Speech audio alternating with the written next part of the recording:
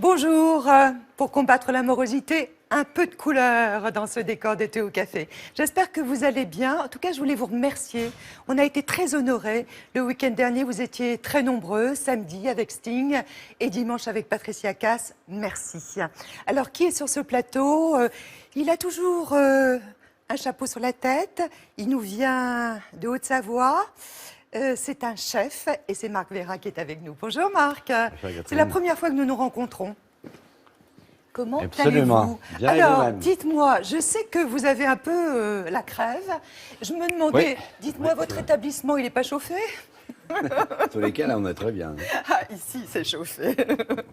Bon, c'est vrai qu'on va parler de cette nouvelle aventure qui a démarré là il y a quelques jours, votre nouvel établissement, donc qui vient d'ouvrir la Maison des Bois.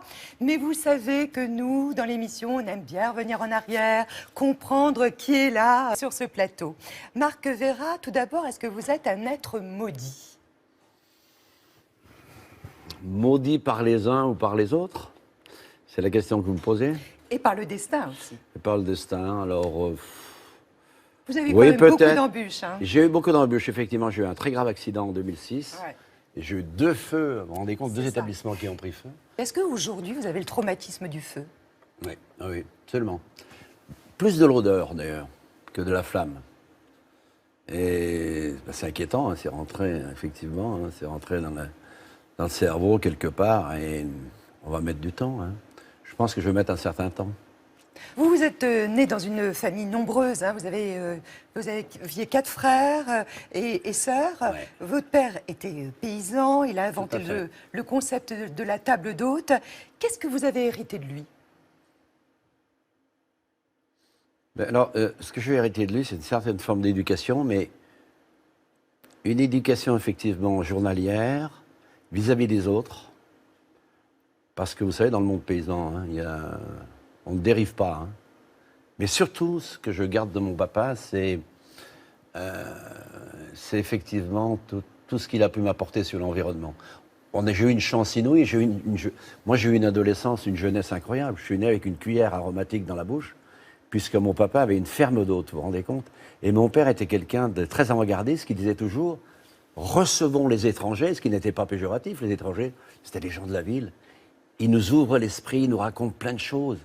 Ils nous ouvrent les yeux sur le monde. Vous vous rendez compte, un paysan qui dit ça, c'est formidable. Et c'était le cas. Et en plus, on vivait en autarcie, donc on avait 20 vaches laitières, vous imaginez. On fabriquait le reblochon, on avait notre lait, on barattait le beurre. Et on avait un immense jardin. On vivait en autarcie, c'était formidable. Votre mère, elle est aussi très importante, excellente cuisinière. Oui, excellente. Un caractère aussi bien trempé, un peu comme le vôtre. Qu'est-ce qu'elle vous a inculqué? Le travail. Le chapeau savoyard, ça c'est votre gris-gris. Qu'est-ce que ça représente pour vous? Ah ben ça, c'est le chapeau de mon autre grand-père. Parce que vous savez que dans la ferme d'hôtes, on vivait avec nos grands-parents. C'était hiérarchisé. Je faisais 5 km pour aller à l'école et 5 km pour revenir. Et il venait me chercher avec le troupeau de chèvres et le troupeau de vaches, parce lui, c'était un vrai paysan berger. Et il avait toujours son chapeau. Et sur le chapeau, quand il m'attendait à l'extérieur de l'école, qu'est-ce qu'il y avait? Eh bien, il y avait toujours un gros bouquet de fraises des bois, un gros bouquet de myrtilles, un gros bouquet de serpolet. Que vous aviez le droit de, bien sûr, de manger, de consommer. Bien sûr, mais je sautais dans les bras de mon grand-père et dans les bras de la nature. Marc, qui vous a dit un jour, tu fais honte à la famille? Ah. Ça, c'était une longue histoire. Ben, papa avait... En fait, on vivait tous dans un cercle fermé, quand même, dans cette ferme d'hôtes. Et j'avais envie de faire de la cuisine. Donc, papa, un jour, décide de casser sa tirelire. Et il connaissait quelqu'un, et je rentre à l'école hôtelière. Et je rentre à l'école hôtelière, et naturellement, l'homme étant ce qu'il est, déjà adolescent, un peu rebelle, au bout de 3 mois, eh bien, je suis mis dehors de l'école hôtelière.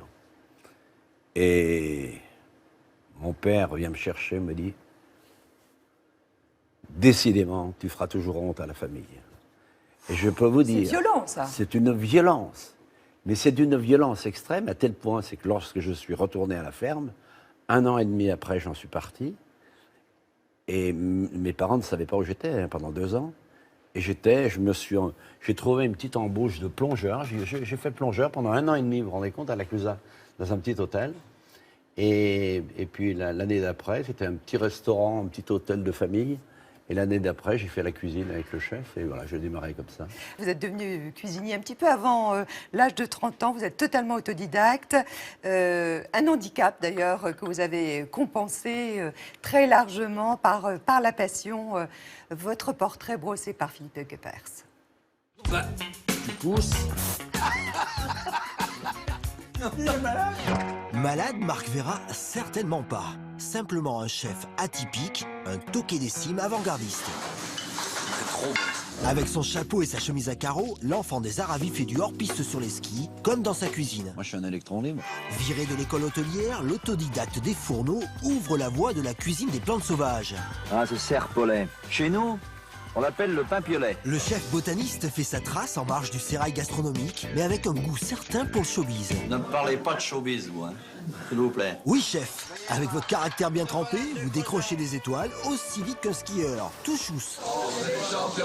Et 1, et 2, et 3 macarons. Vous êtes le seul chef français à avoir 2 fois 3 étoiles Michelin et 2 fois 20 sur 20 au Goemio. Une ascension fulgurante qui ne se fait pas sans pression. On n'a jamais gagné, c'est une remise en cause perpétuelle. Au sommet, en 2006, l'étoile des neiges va trop vite et finit par dévisser. Un accident de ski l'oblige à prendre du recul. Je me suis relevé 4 jours après mon opération et j'en paye le prix fort aujourd'hui. Épuisé, déprimé, il abandonne ses restos et rend ses étoiles. Mais plutôt que d'en faire une montagne, il remonte la pente et ouvre une ferme gastro-bio à Manigot, la première maison d'hôtes 5 étoiles en France, dévastée quelques mois plus tard par un incendie. C'était mon cœur, c'était ma vie.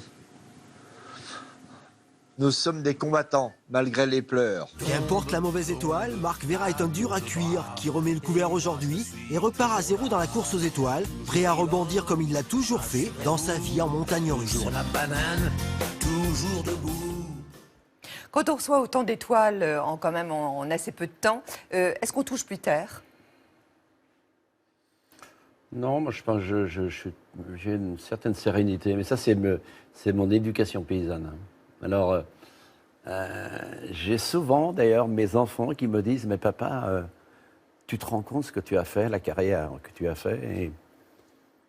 Et c'est vrai que je pense qu'il y en a beaucoup d'autres qui font les mêmes carrières. Et c'est une certaine forme d'humilité, hein, cachée derrière le chapeau. Effectivement, bon, en tous les cas, ça ne m'a jamais monté à la tête. Récemment, un de vos amis s'est suicidé la veille de la sortie du guide Michelin. C'est le franco-suisse Benoît Viollier. On se souvient aussi du décès et la disparition de Bernard Loiseau, qui a été aussi très médiatisé. Et à la surprise générale, effectivement, il se donnait la mort alors qu'on pensait qu'il était en pleine gloire. C'était en 2003. Comprenez-vous que des chefs arrivent en fait à cette extrémité? Ah ben complètement. Hein. Et pourquoi? Ah mais attendez, moi ça, on rentre un peu dans l'intimité, mais moi j'ai frôlé tout ça. Hein. Et puis vous savez... Vous avez frôlé tout ça, c'est-à-dire vous avez pensé, vous, un jour, quand j'ai vous eu donner la mort? Oui, quand j'ai eu mes gros soucis. Mais... Écoutez, non, ce qui est le plus terrible, mais vous savez l'histoire de Bernard de Viollet, qui sont des amis. Bernard était un garçon tellement fantastique, tellement humain, tellement joyeux, mais c'était un bon vivant et d'une sincérité extraordinaire. Moi, je me souviens, on se téléphonait, on a eu la première étoile ensemble avec Bernard. Mais... Bernard, combien tu as fait? Bernard, je suis désespéré. Tu sais ce qui m'est arrivé à midi? J'ai fait 2 couverts. Eh bien, il me dit, t'es pas bon, mon petit Marco. Moi, j'en ai point fait. Et c'était sa forme d'humour, d'élégance, d'humilité et d'élégance. C'était Bernard. Mais vous savez, quand les notes arrivent, moi, je me souviens, je vais vous raconter quelque chose d'assez incroyable.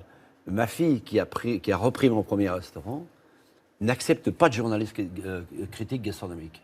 Elle n'en veut pas. Mais comment fait-elle? Eh bien, elle n'en veut pas. Une fois, est arrivé un critique gastronomique qui est un ami. Mais il ne se présente pas. Elle a déchiré. Il marquait, il prenait des notes. Elle a déchiré. Vous êtes journaliste? Oui, il a dit oui. Et elle a déchiré la feuille. Il dit, je ne veux pas de journaliste. Et il dit, mais pourquoi vous me faites ça? Je vais vous expliquer pourquoi. Parce que moi, au début, mon papa, quand il s'est lancé dans la gastronomie, je l'ai vu plus souvent les yeux embués de pleurs que de rire. Et je ne veux pas vivre ce que mon père a vécu. Parce que vous savez, lorsque vous attendez votre note, vous avez peur.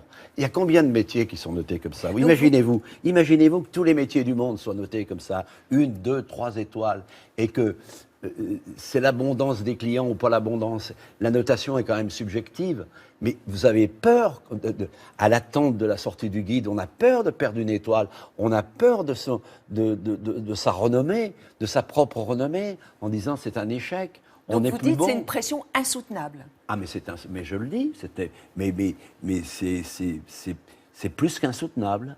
Pourquoi, Marc Vera, vous repartez à la chasse aux étoiles, puisque c'est si douloureux? Parce que je suis orphelin de tout ça, madame.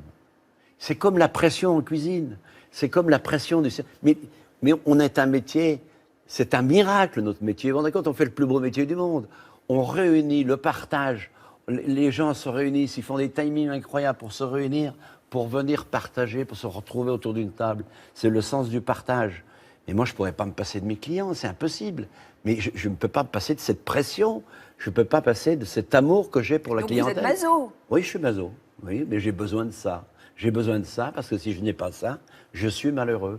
Et mes enfants me le disent suffisamment en me disant, mais papa, de toute façon, heureusement que tu as reconstruit. C'est une chance.